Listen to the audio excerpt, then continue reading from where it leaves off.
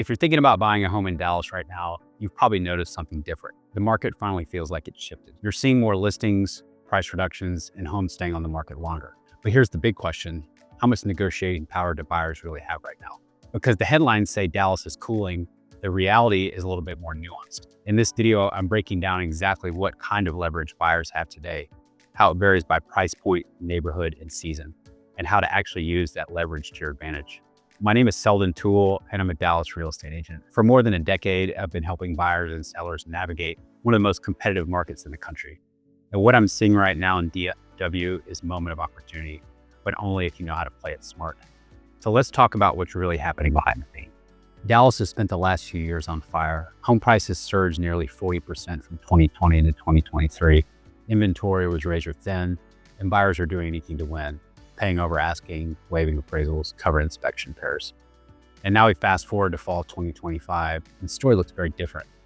According to Zillow's latest data, the median home price in Dallas is roughly flat year over year, up just 0.7%.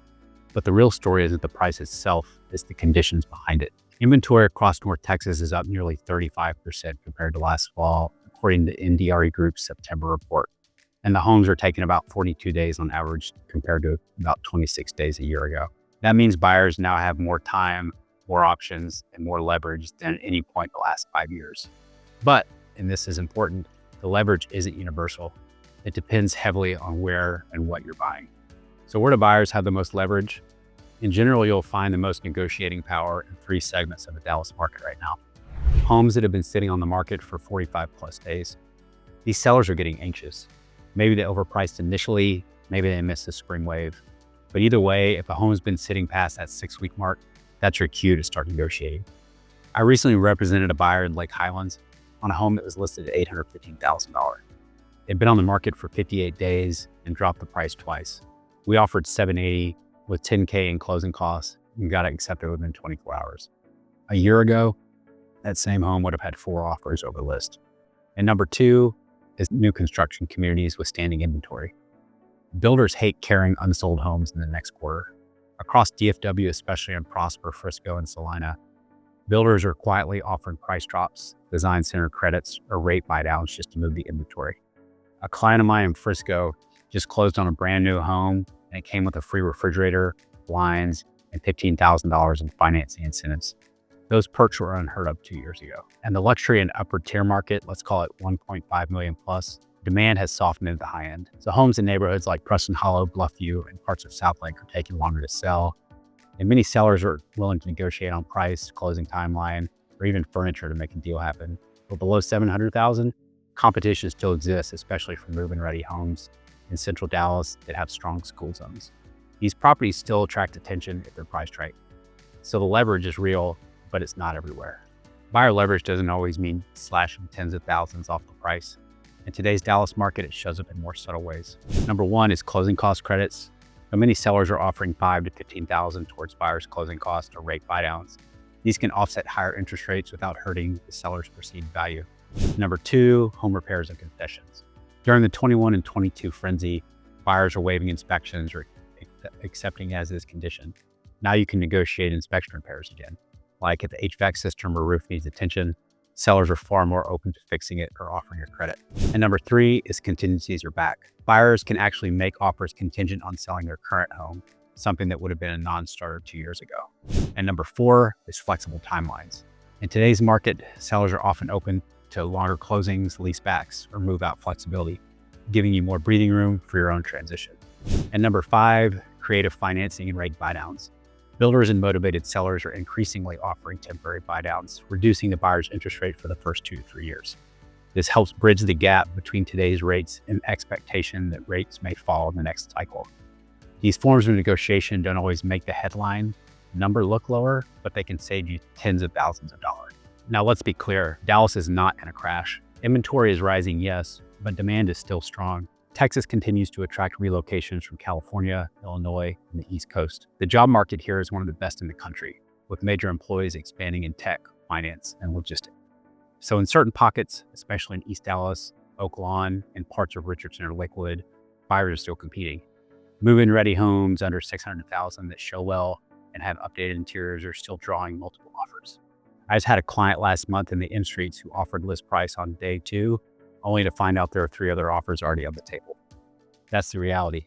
Desirable turnkey homes in central locations are still hot. So the leverage is uneven, and smart buyers know how to read the market segment they're in.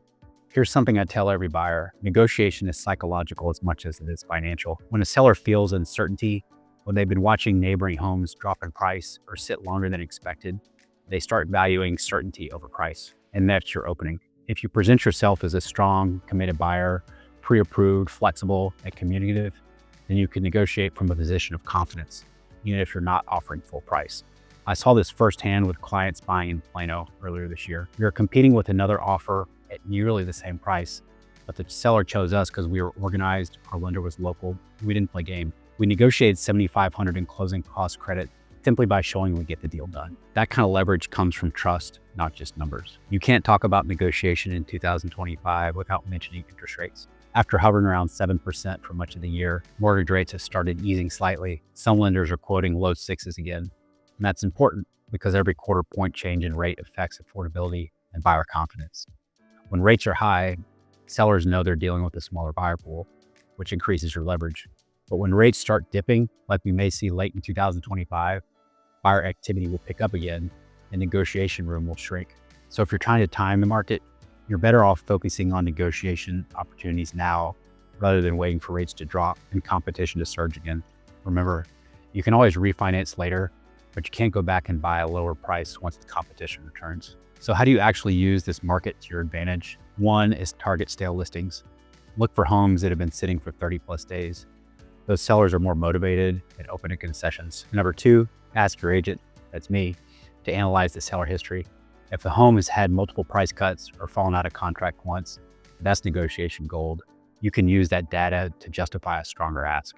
And number 3 is focus on total cost, not just list price. Between seller credits, rate buy downs, and inspection repairs, your net win may be bigger than the lower sales price. And number 4 is be ready to move quickly. Ironically, having leverage doesn't mean dragging your feet. The best deals go to buyers who act decisively when they spot value. And number 5, lean on local expertise. Markets like Dallas shift by neighborhood, sometimes even by street. A home in Lower Greenville can behave differently than one 5 blocks away in Vickery Place. That's where working with a local data-driven agent really pays off. It's also worth mentioning how sellers are reacting. Many homeowners remember the frenzy of 2021 and are still anchored to those prices. But as listings sit longer, they're adjusting expectations, often after 1 or 2 price drops. Smart sellers are pricing closer to market value out of the gate, staging their homes better, offering incentives like rate buy downs to capture attention.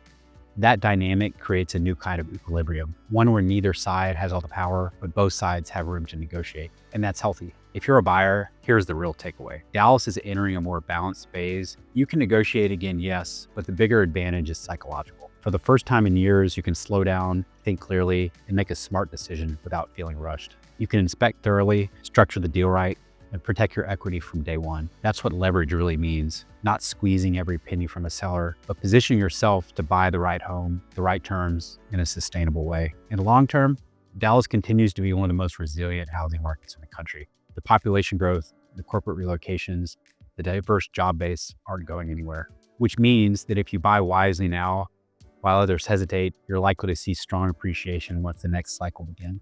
So in closing, to answer the question, how much negotiation power do buyers have in Dallas right now? The answer is quite a bit, but it's not about winning against the sellers. It's about understanding where the power lies, how to use it, and how to use the market, make the market work to your favor. If you're thinking about buying a home in Dallas, this is one of the most strategic windows we've had in years. My name is Selden Toole, and I specialize in helping buyers navigate this exact kind of market, where the smartest strategy isn't waiting for the perfect moment, but recognizing when you already have one. So if you're ready to start your search, or you want to talk through negotiation power could look like for you, reach out. I'd love to help. Thanks for watching. And if you found this video helpful, subscribe for more local Dallas market updates, buying strategies, and neighborhood insights.